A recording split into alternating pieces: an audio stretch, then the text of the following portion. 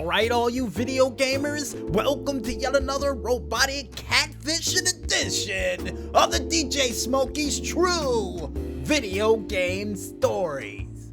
And with a title like that, we decided to go with a video game story none other than Sonic Adventures DX. Do I know what the DX stands for? Absolutely not.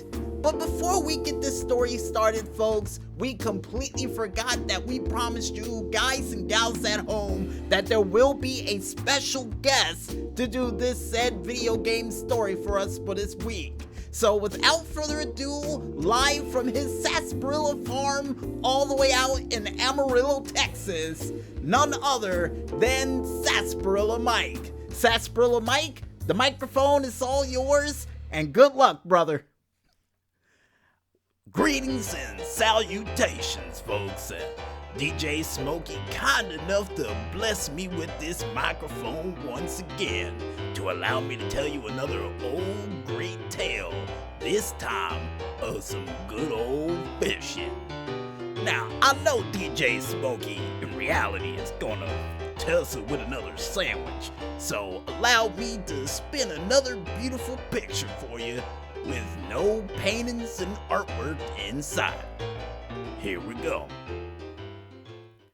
This fantastic tale of frogs, fish, and other fantastic things from the sea began one fateful day when DJ Smokey decided to pick up this game that involved, of all the craziest things I've heard in all my life, was a giant 6-foot cat wearing an inner tube trying to hunt down a frog. Now, when DJ Smokey told me this, I immediately questioned his logic about this story, but after DJ Smokey told me there was gonna be some good old bass fishing involved, I told him I would be honored to spin this tale. And no matter where this giant, oversized cat would go, he would be known as the king of the pond. Took me a while to figure out why, but this giant oversized cat that went by the name of Big could catch any fish in any lake, in any place. Now, the only man I knew in history could catch fish like this giant oversized cat would be none other than my great-great-granddaddy, Bass Fishing Mike, who once was able to clean out the entire lake of Lake Michigan with one fishing line. True story that I'll tell you guys someday down the road. But this is a story based on a giant oversized cat looking for his frog-like friend. And along on his journey of searching for his frog friend, he would go to many different fishing spots that I could only dream of. From beaches to ancient temples to even a giant oversized ship that was called an egg carrier. And if you're wondering at home, boys and girls, did it carry any eggs? No. The ship carried everything but eggs. Now, why would somebody call a ship an egg carrier when it don't carry any eggs inside is beyond me. Now, while aboard this giant, oversized ship that carried no eggs inside, he would finally gaze upon the look of all those fish, and amongst them would be his best friend named Froggy. Now, while he was trying to catch Froggy, apparently all those fish around there were so eager to get captured, they were just going toward the hook to try to get a piece of Big the Cat. And this was probably one of the strangest things I've ever seen, since I saw a cat playing with a tumbleweed in a sandstorm, but every single fish that tried to tangle with Big the Cat would get reeled up and sent packing. Except one fish that was legend in that lake, which would be a giant, oversized, robotic fish called the robo fish. Now, legend has it this giant, oversized robo fish was the toughest fish ever to cross that side of the egg carrier. and every man who tried to capture that fish would suffer the same fate of getting knocked on their duff quicker than drinking a sarsaparilla too quick in the summer.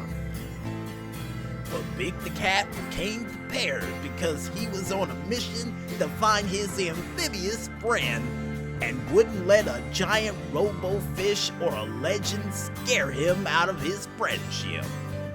So he would send that line deep into the waters and would run head on with that robo fish for the fish to not only give him a gleam of the eye, but also give him a fight that he was obviously prepared for. Cause that robo fish would send that line deeper than a snake with rocks in his belly and tried to pull Big the Cat in and cause him to drown in that very lake. But Big the Cat was able to reel easy in and tangle with that fish for a good 15 minutes, all before it would finally be captured above his head like a grand prize. And Big the Cat would say, "I caught a big one." And that he did, cause that fish weighed at least 4 metric tons, which seems like the same weight as the 18-wheeler my grandma used to drive back on the old western roads. And through all those captures of different things in that lake that he fished out successfully like every lake he crossed before him, he would finally come across the ultimate prize of his friend named Froggy. After spending well over 15 minutes of trying to catch a robotic fish just to reach his amphibious friend from the deep, he would be able to catch that fish in less than 3 minutes.